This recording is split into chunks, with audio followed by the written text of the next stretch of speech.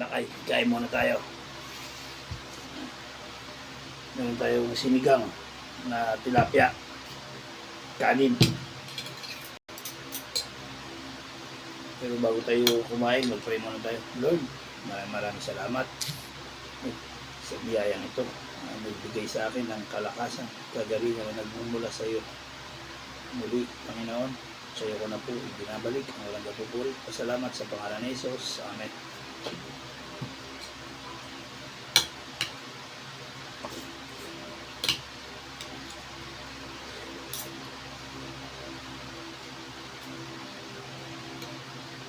Mainit pa kasi kanina, kaya hindi pa ako kumain.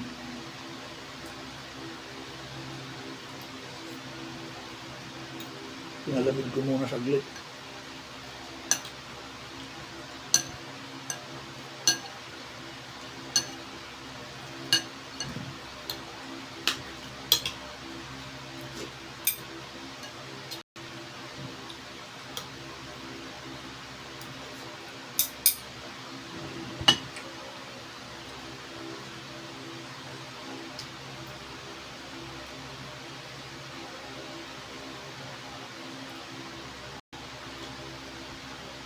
Oh. Tilapia.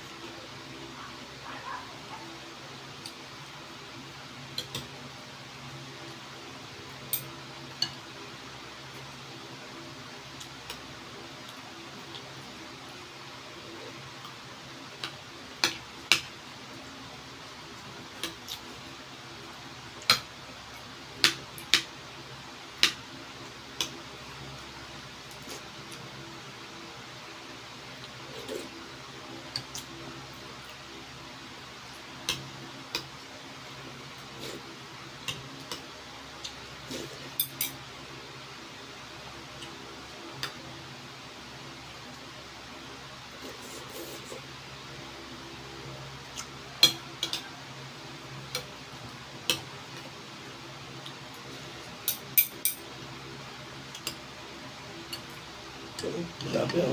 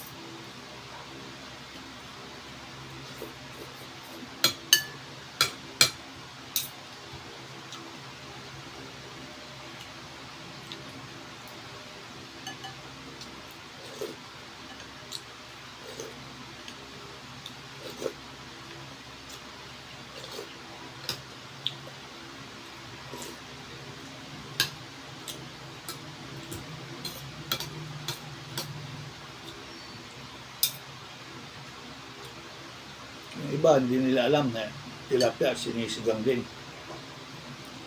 Akala nila prito paksiw lang.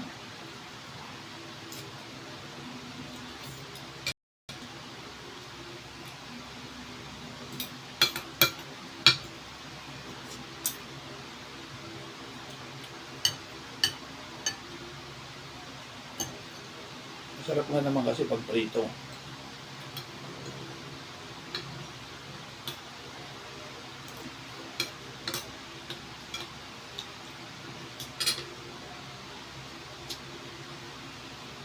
Lalo't medyo tostado, konti. Masarap ang tilapia.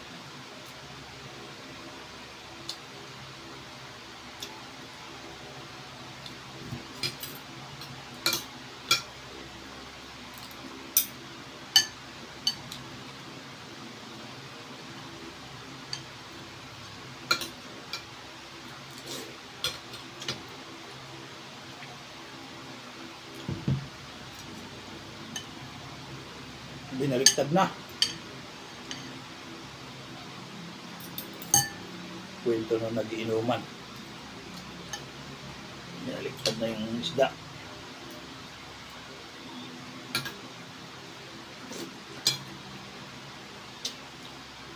Kaya kayo, sabayan nyo na ako kumain dyan.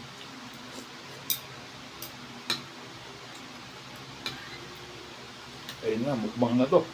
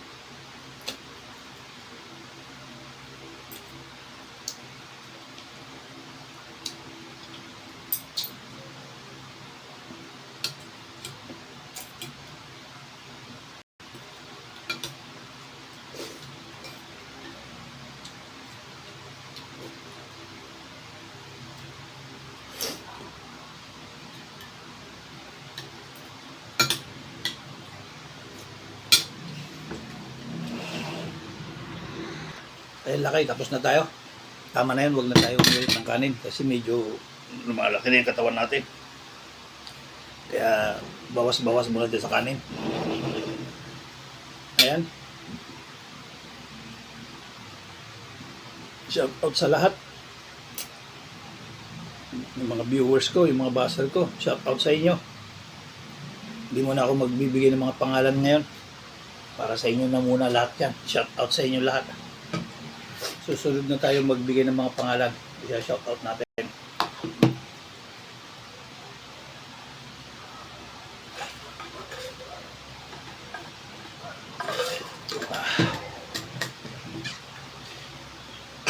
Ayan.